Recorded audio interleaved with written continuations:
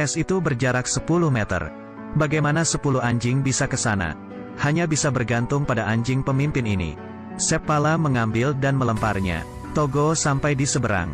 Ia menarik es itu. Dan berusaha. Seppala berteriak semakin kencang. Meluruskan tali. Tapi masih ada Leon dan 10 anjing lain di es. Terlalu sulit. Ini adalah kekuatan penuhnya. Berusaha maju ke depan. Semua anjing mengonggong. Seperti sedang menyemangati Togo. Es sudah mulai dekat dengan daratan. Kali ini semua anjing melompat. Togo si anjing pemimpin ini adalah kisah nyata. Tapi sebulan kemudian, anjing ini sembuh dan penuh energi.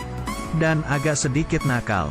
Tidak mendengar perintah Seppala. Ia tidak mau diam di kandang. Suka membuat lubang. Anjing lain harus diajari. Seppala sangat marah. Jika kamu tertangkap, habislah kamu. Keesokan harinya ia membawa batu ke kandang.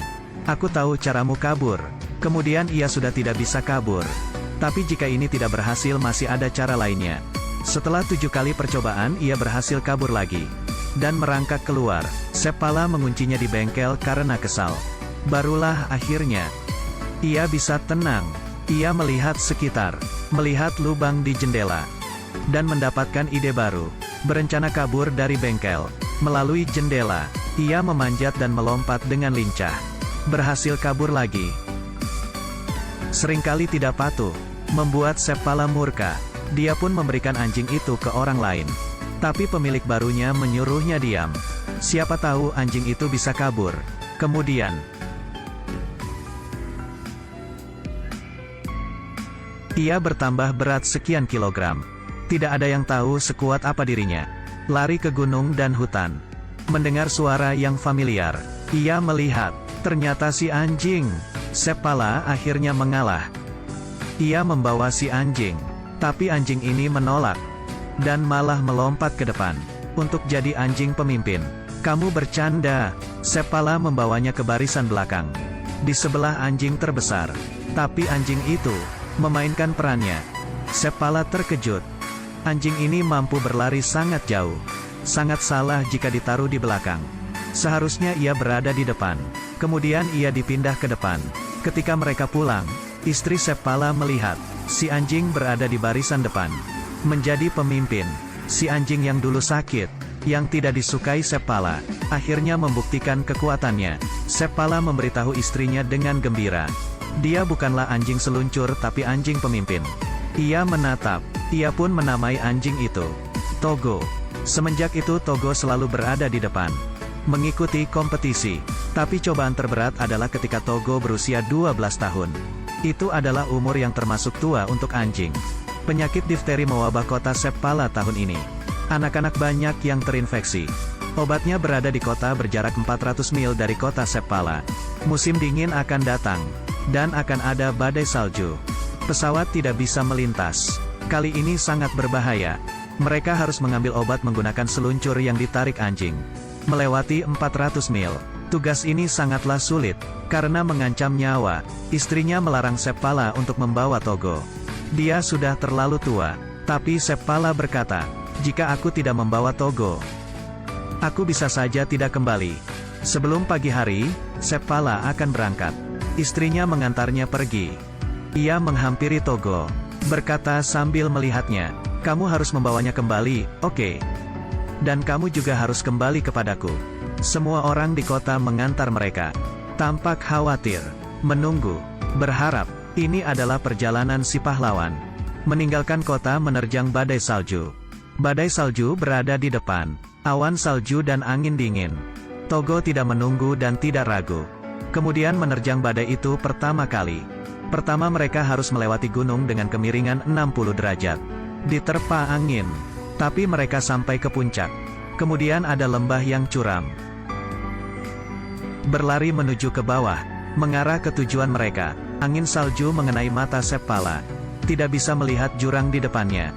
Tapi tidak sia-sia membawa Togo. Ia dapat mengendalikan keadaan.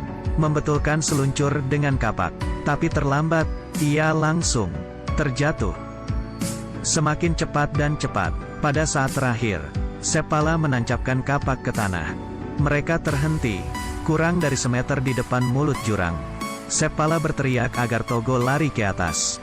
Togo dengan hati-hati mundur. Kakinya licin tapi ia mendapat perintah. Membalikkan badan dan pergi ke atas. Anjing sisanya menunggu.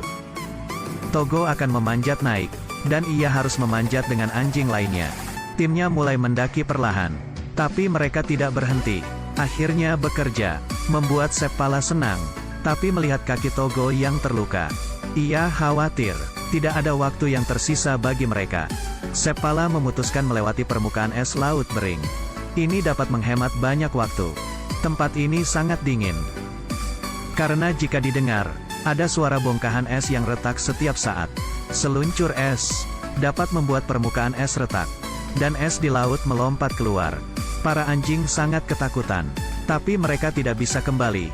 Para anjing melaju ke depan. Suhunya sekitar minus 40 derajat Celcius. Kecepatan angin 80 km per jam. Wali kota memberitahu surat kabar tentang perjuangan mereka.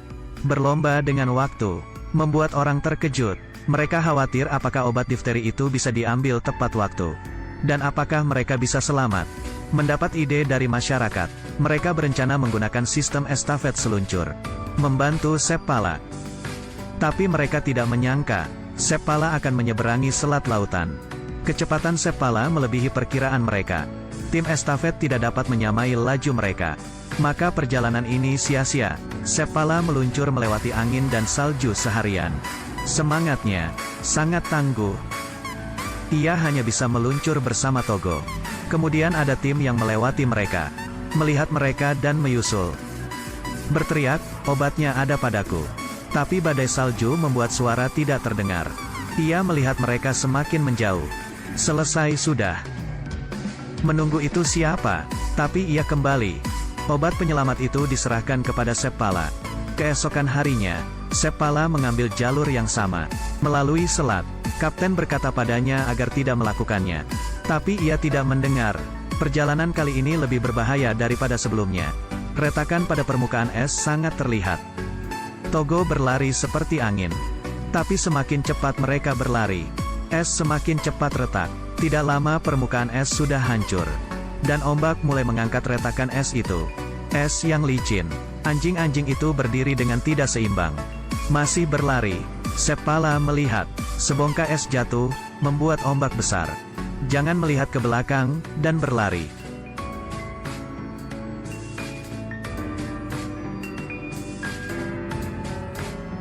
Terus berlari. Kemudian mereka akan sampai ke daratan. Tapi, es yang mereka pijak, berjarak sekitar 10 meter dari daratan. Hanya 10 meter, tidak bisa dilewati anjing. Seppala menggendong Togo. Dan tidak peduli apa yang terjadi. Maafkan aku, melempar Togo. Togo sampai ke daratan. Kemudian harus menarik bongkahan es. Dan di es itu ada Seppala dan 10 anjing. Membuat beban pada tubuhnya. Sangat kasihan. Tapi ia tidak berhenti. Majikan dan saudaranya berharap padanya. Bongkahan es itu semakin mendekat. Mereka melompat. Togo sangat hebat. Ketika mereka sampai di pos selanjutnya, seorang wanita sedang mengelus Togo. Menangis. Ia berkata Togo sekarat. Hari ini Togo harus beristirahat. Kemudian meletakkan Togo di kursi. Togo tidak mau. Dan kembali untuk menarik kereta seluncur. Berdiri di depan timnya, Togo tidak mau berhenti. Ia berada di tempat yang seharusnya. Masih ada 20 mil lagi. Seppala kelelahan.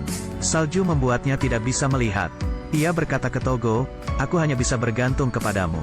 Angin semakin berhembus kencang. Salju juga semakin lebat. Tidak tahu sudah berapa lama. Seppala yang kelelahan. Semua anjing sudah tumbang. Dia berbaring di depan Togo. Menangis karena sedih. Kita harus terus maju. Jika kita berhenti, semua berakhir. Tapi Togo sangat lelah hingga ia tidak bisa bangun. Sudah selesai. Tapi tiba-tiba, ada cahaya di belakang Seppala. Ternyata Togo berhasil. Tim estafet tiba. Obatnya diberikan kepada tim estafet. Kemudian dibawa oleh Balto dan Gunnar. Dibawa ke kota kecil. Reporter itu menuliskan berita bahwa mereka yang menyelamatkan kota itu. Membuat Balto terkenal. Balto dikenal di Amerika, sampai ada patung Balto di Central Park, New York. Dan pahlawan sesungguhnya, sedang sekarat. Melihat Togo, Seppala merasa bersalah. Ia keluar dan menangis. Akulah yang membuat Togo seperti ini. Aku tidak bisa memaafkan diri sendiri. Seppala akan keluar untuk beberapa hari. Ia tidak bisa membiarkan Togo bekerja lagi. Seperti saat kecil, Togo selalu bisa mencari Seppala dan keluar rumah, lari dengan cepat menghampiri Seppala. Walau kakinya terluka, tapi ia tidak bisa berlari selamanya. Seppala mendengar suara yang akrab. Ia berbalik, seperti melihat Togo 12 tahun lalu. Kaki dan ekornya tidak bisa diam. Sama seperti sekarang, penuh makna. Togo adalah segalanya, bukan untuk seluncur salju, tapi untuk Seppala. Togo mati 2 tahun kemudian. Seppala juga sudah tua, tapi tiba-tiba, dia selalu bisa melihat Togo. Ini adalah cerita nyata. Difteri mewabah di Alaska pada tahun 1925. 20 tim berpartisipasi untuk estafet obat. 19 tim melewati 50 km. Tapi ada tim yang lari sejauh 425 km. Ia adalah tim Togo. Ceritanya sudah terkenang selama 86 tahun. Seperti pada tahun 2011. Togo lemah dan sakit-sakitan, tapi melepas kekangan takdir dengan usahanya sendiri. Membuat keajaiban. Ia ditolak oleh pemiliknya, tapi terus berlari kembali, tanpa henti. Seperti kata orang, anjing yang baik, mereka mungkin tidak bisa terus bersamamu, tapi mereka akan menghabiskan hidupnya bersamamu.